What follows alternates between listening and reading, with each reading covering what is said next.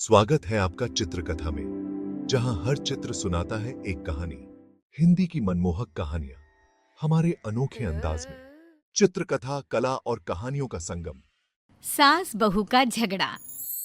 अनामिका की सास पुष्पा अपनी बहू को कुछ खास पसंद नहीं करती थी और इसीलिए दोनों सास बहू में आए दिन झगड़ा होता रहता था। सास बहू के झगड़े के चक्कर में अनामिका के पति मोहित की जिंदगी मुश्किल में पड़ गई थी। बेचारा बार बार माँ और बीवी के झगड़े को सुलझाता ही रहता था, लेकिन दोनों समझने का नाम नहीं लेती थी। वैसे तो सब कुछ ठीक ठाक चल रहा था, लेकिन एक दिन अनामिका और पुष्पा के अंदर जोरदार झगड़ा हुआ और बात कुछ इस तरह थी। बहू, मैंने तुम्हें कल अपनी एक साड़ी धोने के लिए दी थी। हाँ मम्मी जी, वो साड़ी धोकर मैंने आपकी अलमारी में रख दी है। उसी की बात कर रही हूँ मैं। जरा देख तो, इस साड़ी को देखकर किसी भी तरह से लगता है ये धुली हुई है। अरे मम्मी जी, मैंने आपकी साड़ी वॉशिंग मशीन में अच्छे से धोकर सुखाकर आपकी अलमारी में तह बनाकर रखी थी। आपके तो नखरे खत्म ही नहीं होते। अरे कैसे बात कर रही है मुझसे? मेरे नखरे? अरे मोहित, जरा ये देख तो, ये साड़ी धुली हुई लग रही है क्या? अरे मम्मी, जब अनामिका कह रही है कि उसने साड़ी धोई थी तो मान लो ना। हर बात पर झगड़ा करना जरूरी है क्या? क्या है ना मोहित, तुम्हारी माँ को तो मेरे हर काम में नुस्ख निकालने की आदत पड़ गई है। जब तक दो चार खरी खोटी सुना नहीं लेती ना, इनका दिन नहीं निकलता। अरे चुप कर, बहू होकर मुझे जवाब देती हो। एक तो गंदे कपड़े उठाकर अलमारी में रख दिए, ऊपर से कैंची की तरह कचर कचर बोली जा रही हो। अरे मम्मी जी, आपको समझ में नहीं आता क्या? मैंने साड़ी धो कर रखी थी, धो कर रखी थी। तो फिर इतनी गंदी क्यों लग रही है? अब मुझे क्या पता मम्मी जी, आप इस पर इस तरह तेल और घी की चिकनाई के दाग लगाकर लाएंगी तो ये मेरी जिम्मेदारी थोड़ी ना है। अरे तो हाथ से धोना चाहिए था ना। मैं आपकी बहू हूँ, नौकरानी नहीं जो एक कपड़ा रगड़ रगड़ कर हाथ से धो दूंगी।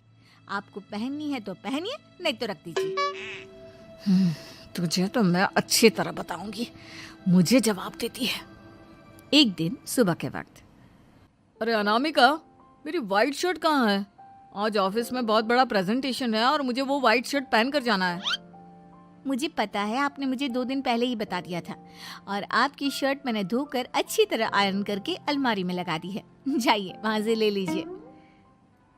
अनामिका, ये तुमने क्या किया? ये देखो, शर्ट पर लिपस्टिक का दाग लगा हुआ है और ये तो एक जगह से जल भी गई है। नहीं नहीं मोहित, ऐसा नहीं हो सकता। मैंने तो तुम्हारी शर्ट ठीक से इस्त्री करके अलमारी में लगाई थी। तो फिर ये जल कैसे गई अपने आप? अलमारी में लटके लटके थोड़ी ना जल जाएगी। पर मोहित, मुझे अच्छी तरह याद है।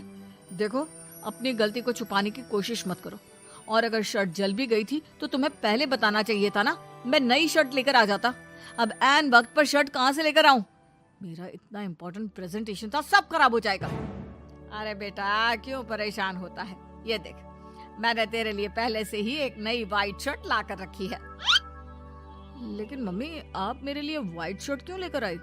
अरे मुझे पता था तेरा प्रेजेंटेशन होने वाला है और अपनी इस बहू पर तो मुझे बिल्कुल भी भरोसा नहीं। क्या पता मेरी साड़ी की तरह तेरी शर्ट भी गंदी करके रख देती। और देख, वही हुआ ना। बेटा, सारी टेंशन छोड़ और ये नई शर्ट पहन कर जा। थैंक यू मम्मी, आज तो आपने बचा लिया मुझे। कुछ दिनों के बाद, अरे अनामिका, जानती हो, ऑफिस में मेरा जो दोस्त है ना अमर, आज उसका बर्थडे है और उसे तुम्हारे हाथ का चॉकलेट केक बहुत पसंद है। थोड़ा सा बनाकर टिफिन में रख दो ना प्लीज। हाँ हाँ, क्यों नहीं। मैं बहुत अच्छा केक बनाकर आपके दोस्त के लिए रख दूंगी। तुम्हारे हाथ का खाना खाकर तो वैसे ही मेरे ऑफिस के सारे लोग इतनी तारीफ करते हैं, क्या बताऊं। प्लीज एक अच्छा सा केक और बना दो, मेरी तो ऑफिस में शान बढ़ जाएगी। अनामिका केक बनाने के लिए रख देती है। पुष्पा चुपचाप जाकर उस पर ढेर सारा नमक डाल देती है। देख अमर, तेरी भाभी ने तेरे लिए चॉकलेट केक बनाकर भेजा है, तुझे बहुत पसंद है ना? यार, तू बहुत किस्मत वाला है। भाभी इतना अच्छा खाना बनाती है और साथ में केक भी। वैसे भाभी को थैंक यू बोलना। थैंक यू बाद में, पहले तो ये केक खा कर देख। बहुत मेहनत से बनाया है अनामिका ने। अरे यार, इस केक में तो बहुत सारा नमक है। लगता है भाभी ने शक्कर की जगह खूब सारा नमक डाल दिया है। अरे मोहित, तू तो अपनी बीवी की कुकिंग की बहुत तारीफ करता फिरता है। जरा पूछना अपनी बीवी से केक में नमक कब से डलने लग गया। क्या यार, तुझे भी मेरा ही जन्मदिन मिला था बिगाड़ने के लिए? केक नहीं लाना था तो मत लाता, कम से कम मुझे इस तरह नमक वाला केक तो नहीं खिलाता। अरे नहीं यार, अनामिका ऐसा नहीं कर सकती, जरूर कुछ गड़बड़ हुई होगी। घर जाने के बाद अनामिका, अगर तुम्हारा केक बनाने का मन नहीं था तो ना बनाती, लेकिन मेरी बेइज्जती करवाने की क्या जरूरत थी? अरे आपकी बेइज्जती, ये आप क्या कह रहे हैं? मैंने तो सुबह आपको इतने अच्छे तरीके से केक बना कर दिया था। हाँ, लेकिन उसमें इतना सारा नमक डाल दिया था कि आज ऑफिस में मेरा अच्छा खासा मजाक बना है। मेरे सारे दोस्त हंस रहे थे मुझ पर। अरे बेटा, मैंने तो तुझे पहले ही समझाने की कोशिश की थी। एक नंबर की गैर जिम्मेदार है ये लड़की, कोई काम ठीक से नहीं करती।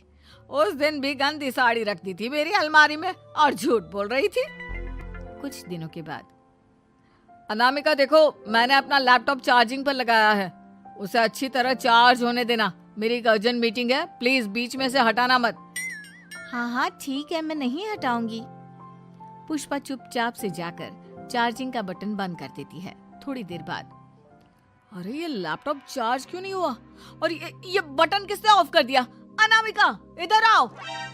क्या हुआ? क्यों चिल्ला रहे इतना? अनामिका, मैंने तुमसे कहा था ना, मेरा लैपटॉप चार्जिंग पर लगा हुआ है, मेरी अर्जेंट मीटिंग है। तुमने इसका स्विच ऑफ क्यों कर दिया? अरे मैंने ऐसा कुछ नहीं किया, मैं क्यों स्विच ऑफ करूंगी? कुछ दिनों से देख रहा हूँ अनामिका, तुम मेरा हर काम बिगाड़ देती हो। देखो, ये अच्छी आदत नहीं। कम से कम तुम्हें इस बात का तो ध्यान रखना चाहिए था कि मेरी कितनी इंपॉर्टेंट मीटिंग थी। अब क्या करूंगा मैं?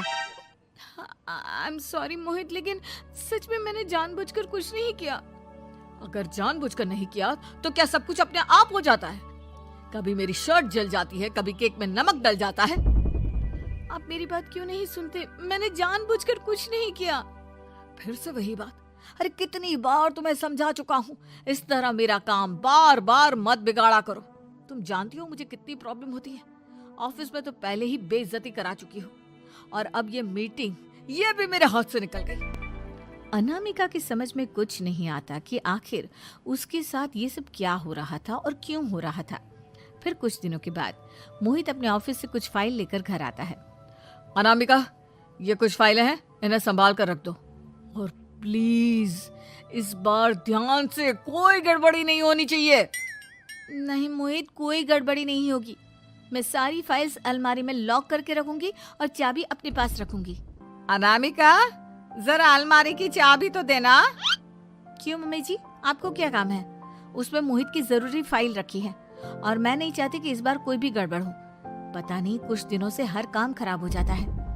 अरे मुझे उसमें से पैसे निकालने हैं और उसके बाद ले लेना अपनी चाबी। मैं खा नहीं जाऊंगी तुम्हारे पति की फाइल। अनामिका को अपनी सास पर शक होता है। चाबी देने के बाद वो चुपचाप छुपकर अपनी सास की हरकत देखती है। ये फाइलें उठाकर डस्टबिन में डाल देती हूँ, फिर देखना कैसे मोहित इसकी खबर लेगा। इस बार तो छोड़ेगा नहीं इसे। वैसे भी पहले मैंने जो कुछ भी किया है उसकी वजह से अच्छी खासी डांट पड़ी है, मजा आ जाएगा। अच्छा, तो ये बात है।